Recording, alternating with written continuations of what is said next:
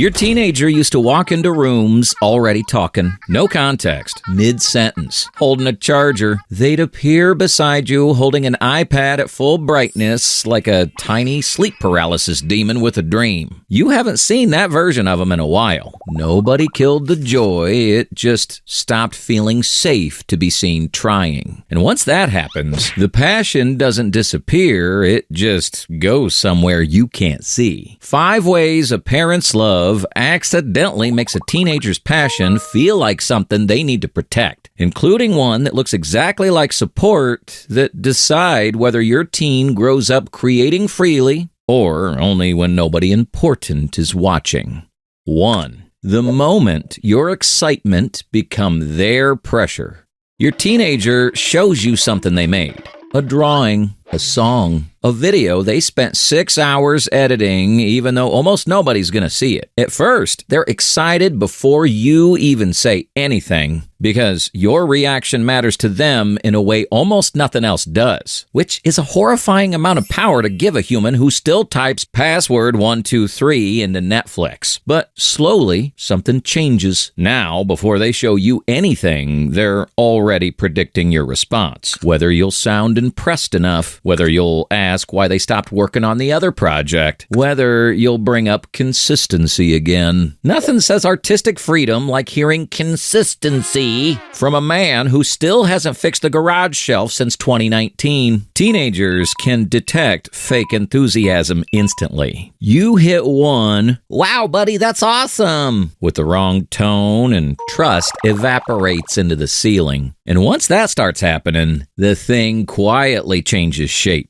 Now, there are 2 experiences happening at once. The experience of creating something and the experience of being emotionally observed while creating it, which sounds dramatic until you remember that some adults lose the ability to choose yogurt the second another human enters the kitchen. At first, those things coexist fine, but eventually a third feeling attaches itself to the thing they love: self-consciousness. Now, every attempt carries invisible emotional risk. What if it's bad? What if they change their mind again? What if they disappoint you? The more emotionally invested somebody important becomes, the harder it becomes to fail comfortably in front of them. And failure is not a side effect to creativity. It is creativity. Every skilled person alive has created absolute nonsense in private. Talent is mostly surviving your own embarrassing phases.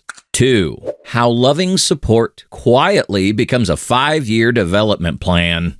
Your teenager mentions something they're working on. You're interested. Then, because you care, you start helping. Because loving parents are biologically incapable of seeing effort without immediately envisioning scholarships, you ask where they want to take it. You suggest improvements. You remind them not to quit too early. A teenager mentions photography once, and suddenly Dad's sending documentaries about aperture at 6:14 a.m. A teenager mentions guitar twice, and suddenly Dad's researching microphone recommendations like the family's financial future depends on their debut album. Parents could turn any hobby into a startup accelerator in under 3 business days. Every hobby dies a little the moment it gets a growth strategy. None of this sounds controlling. Most loving parents do this exact thing without realizing anything's changing. But eventually, your teenager notices something subtle. Every conversation about the thing they love starts feeling emotionally heavy. The hobby slowly develops an atmosphere. Now the hobby has lore, stakes, quarterly earnings reports. I mentioned pottery one time. Why do we have a 5-year development plan? The thing they used to escape into now feels connected to expectation, to progress, to whether they're wasting potential. Nothing kills creative joy faster than accidentally feeling like you're in a TED Talk. So, slowly, Without meaning to, they start protecting the thing from the conversation itself. The answers get shorter. Still working on it. I don't know. Maybe later. Teenagers communicate like every word costs money. Parents usually read this as moodiness or loss of motivation. But a lot of the time, it's emotional self-protection. Because once every conversation starts feeling like evaluation, privacy becomes safer than connection. So the creativity migrates underground. That's why so many teenagers begin creating in secret. The laptop closes so fast, you start wondering if your child's running a cryptocurrency scam. Not because they hate support, because privacy removes pressure.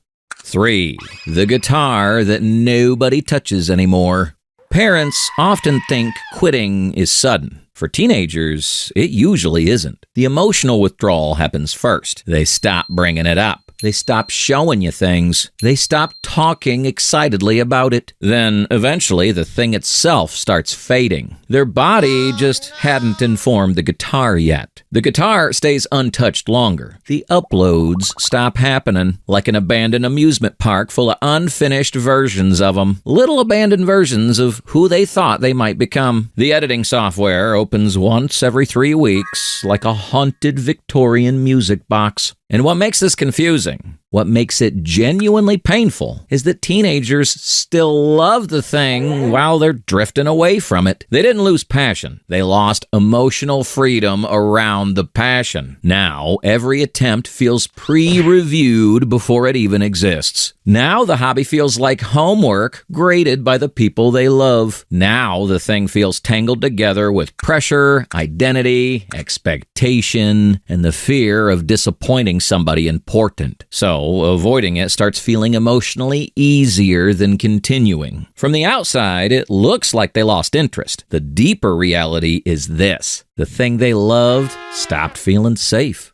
4. Why they need it to be theirs. Teenagers are in a strange place psychologically. They want independence while also yelling, "Mom, where's my hoodie?" from another floor of the house. They're trying to figure out who they actually are, separate from everyone else's expectations. They still need connection, but they also want ownership over their creative space in the exact same way cats do. Come here. No, not like that. The second a teenager feels like their passion partly belongs to someone else's emotional investment too, the experience changes completely. Now it feels like a group project emotionally, which is already humanity's worst invention. Now, emotionally, it has a supervisor. It isn't just their thing anymore. It becomes connected to your excitement, your pride, your hopes, even if you never say those things out loud. Teenagers are tiny detectives specializing exclusively in your tone. They sense the shift before you've said a word. And once they feel responsible for protecting your emotional investment, the activity gets heavier. And failure doesn't just feel personal, it feels relational, like disappointing a manager who also loves you deeply, which is honestly a terrible system. The emotional pressure becomes exhausting, especially because teenagers naturally move through phases of uncertainty. Their confidence collapses and rebuilds constantly. Their motivation changes. Their interests shift. That's normal. But once somebody important becomes too emotionally inside the process, inconsistency starts feeling dangerous instead of natural. So, eventually they create distance. Not because they stopped loving you, because distance becomes the only place that thing still feels fully theirs. 5. The one nobody warns you about.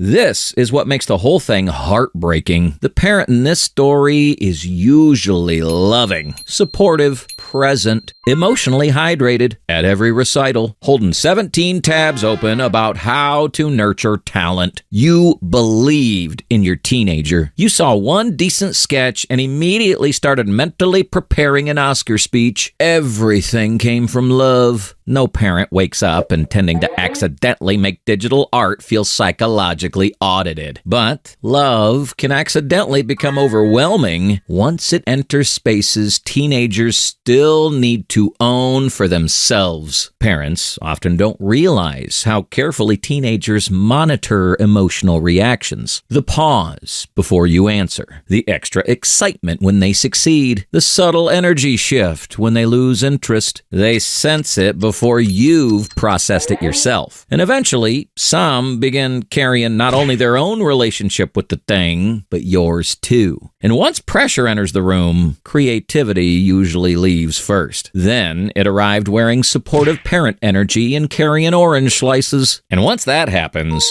quitting starts feeling like relief. Not because they hate the thing, because they need relief from the emotional weight surrounding the thing.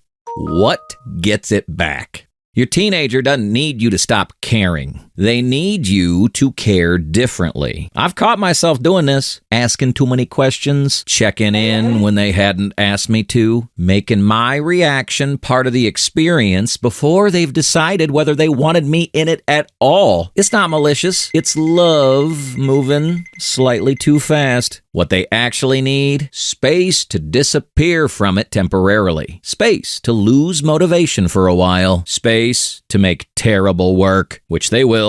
Dear God, they will. Nobody exits the womb with cinematic lighting. Every meaningful skill begins with a long period of being deeply unimpressive. Space to experiment without explaining themselves. Because nothing kills creativity faster than having to provide quarterly updates. Most importantly, they need to know your connection stays stable when they succeed, quit, restart, or completely change interest next month. Because teenagers who feel safe aren't the ones with the most involved parents. They're the ones who know they're loved independently from the outcome. Those teenagers stay creative longer. They return to old hobbies randomly at 1:12 a.m. like raccoons revisiting a trash can. Humans are weird like that, especially small ones, and they become more willing to share things again because sharing only feels safe when it feels optional. The second sharing feels expected, the brain starts doing risk assessments.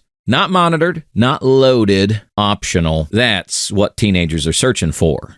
Please care, but don't stand too close to the thing I'm becoming. When parents finally understand that balance, something important happens. The teenager relaxes, which is rare enough during adolescence to qualify as a medical event. The passion breathes again, and one day they casually show you something again. Not carefully, not defensively, just naturally, like they used to. If you're a teenager watching this, the fact that you pulled back doesn't mean you lost the thing. It means you were protecting it. That's actually smart. And the version of it that's entirely yours is still there. If this landed, watch why teens stop trusting their parents. The pulling back in this video is how that silence starts. That video is what it looks like after it's been running for years.